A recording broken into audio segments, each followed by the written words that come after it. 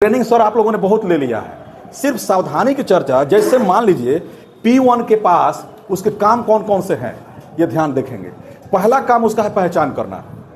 पहला काम पहचान करना। पहचान करने का मतलब जो चुनाव आयोग ने 12 प्रकार के पहचान पत्र बताए हैं, उसी में से कोई एक लेकर के वो आएगा और उसी के आधार पर उसको पहचान करना है कि अब जो व्यक्ति आया है वो अमुक व्यक्ति है कि नहीं है।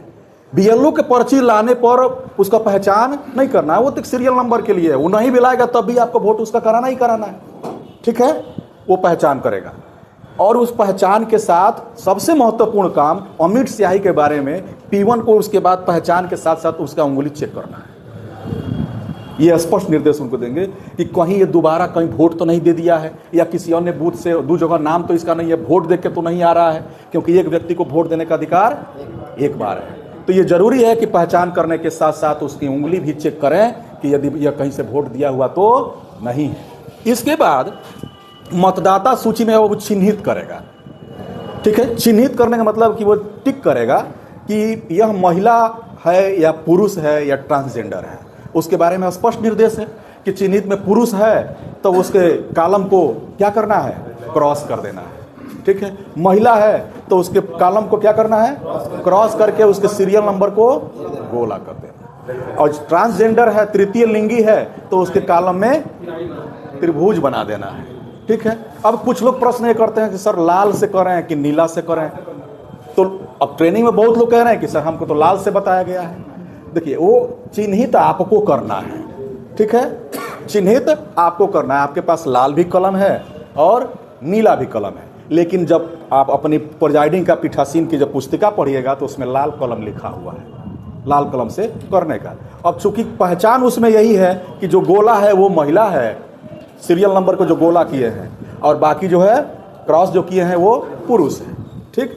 यदि मान लीजिए कि कहीं आप नीला ही पेन का प्रयोग कर दिए तो बहुत घबराने वाली बात नहीं है। अब P1 जो है अपने साथ एक जो रफ वर्क बनाए रहेंगे, जैसे मान लीजिए 500 वोट का 250 महिला का 250 पुरुष का, एक एक काटते जा रहे हैं। जैसे प्रिजाइडिंग ने पूछा है, आपके द्वारा पूछा जाएगा, ठीक है सर महिला कितना, तो सर 40, पुरुष कितना, तो 50। वो कैसे झट से बता देंगे? अगर मान लीजिए मतदाता सूची में गिन गिन के बताएंगे तब तो टाइम लगेगा ना। और प्रिजाइडिंग आप तभी उनसे पूछेंगे P1 से कि जब कहीं से फोन आएगा, और जैसे फोन आएगा सर पुरुष 40 महिला 50, ऐसे करके तुरंत बोल दें, आप बता देंगे उनको, परसेंटेज निकाल करके हो गया काम। 1 मिनट में हो जाना है। और जब गिनने लगेंगे तो टाइम लगेगा। तो यह एक उनके साथ ये सावधानी रखनी है कि एक अपना एक रफ वर्क भी बना लेंगे महिला का और पुरुष का। जितना महिला जाएगा उसको 1 2 3 4 5 काटते जाएंगे, पुरुष का 1 2 3 4 5 काटते जाएंगे। इधर महिला का तुरंत 5वां कटा है, इधर 4था कटा है, पुरुष का 5 4 9, ऐसे हो जाएगा। बहुत सिंपल है, आसानी से ये काम करना। अब उसके बाद से है ASD सूची के बारे में। इस बार SIR हुआ है तो आपको सर बताया कि चिन्हित प्रति के साथ एक ASD ऑब्सेंट, शिफ्टेड और डेथ, इस प्रकार की एक सूची अलग से मिलेगी। हालांकि वो रहती तो पिछले कई चुनाव में आप देखें पीछे रहता ही था, हाँ प्रिंटेड रहता था, लेकिन इस बार ये कहा जा रहा है कि अलग से दिया जाएगा और उनका भी वोट कराना है। हाँ ASD की कंडीशन में साइन जो आप हस्ताक्षर उनका करवाएंगे, उसके साथ साथ अंगूठे का निशान भी लेंगे और उनके अभिव्यक्ति के कॉलम में ASD लिख देंगे। यानी ये काम किसको कर देना है, P2 को करना, ठीक है। अब ASD सूची के बाद P1 जो है काम देखिए उसका 6वें नंबर का काम, पोस्टल बैलेट PV लिखा हुआ। यदि कोई मतदाता, जैसे मान लीजिए पहला ट्रेनिंग में प्रपत्र 12 भर करके दे दिए और हमने क्या किया, वोट दिया या नहीं दिया, लेकिन पोस्टल बैलेट तो जारी हो गया, पोस्टल बैलेट जारी हो गया, तो उस मतदाता सूची में PB लाल से लिखा रहता है। अब मान लीजिए हम सोच रहे हैं कि ना हमने तो वोट दिया ही नहीं है और बूथ पर पहुंच गए, लेकिन जब PB लिख दिया गया, पोस्टल बैलेट जारी हो गया, तो आपको उस मतदाता को जो आएगा उसका वोट नहीं कराना है, क्योंकि वो यहाँ भी दिया होगा और वहाँ भी देगा। एक व्यक्ति कितने वोट दे देगा, 2 व्यक्ति। तो पोस्टल बैलेट जिनका जारी हुआ है उनका वोट नहीं कराना है, ठीक है। तो ये P1 को इस बात को ध्यान रखना है। उसके बाद जैसे ASD सूची की तो हो गई, तो एब्सेंट हो गया, शिफ्टेड हो गया या डेथ हो गया। एक है कि डिलीट।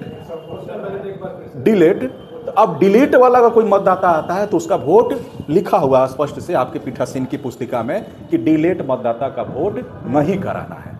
ASD का मतलब आप D का मतलब डेथ समझिए, डिलीट नहीं समझना है, ठीक है। ईडीसी के बारे में, इलेक्शन ड्यूटी सर्टिफिकेट, तो इलेक्शन ड्यूटी सर्टिफिकेट लोकसभा में विशेषकर जारी होता है, क्योंकि सिवान मान लीजिए है तो पूरा एक लोकसभा क्षेत्र है। यदि आपकी ड्यूटी लगती है तो किसी क्षेत्र में आप रहेंगे, किसी क्षेत्र में रहेंगे। लेकिन ये बुकलेट में लिखा हुआ है कि जिस विधानसभा का है वह, और वह आरओ को देता है आप लेटर कि मैं इलेक्शन ड्यूटी में उस डेट को हूं और मुझे ईडीसी इलेक्शन ड्यूटी सर्टिफिकेट निर्वाचन प्रमाण पत्र जारी किया जाए ताकि मैं जिस बूथ पर रहूं वहां वोट दे सकूं।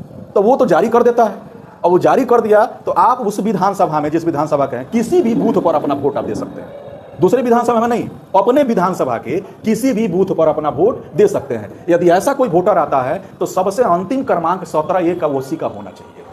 जैसे मान ले टोटल 500 वोट पड़ा तो 501 नंबर का क्रमांक उसका होना चाहिए, और उसके कॉलम में अंत में ईडीसी अभियुक्ति में क्या करना है, लिख देना है। हाँ, अंतिम में उसका मतदान करना है।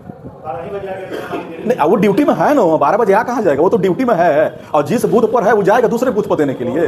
P1 का काम समझ गए ना, वो काम में गिन लीजिए, पहचान करना, अमिट स्याही को चेक करना, मतदाता सूची में चिन्हित करना, और उस सूची में एक सूची बना लेना महिला और पुरुष का, कि कितने महिला का वोट जा रहा है और कितने पुरुष का जा रहा है।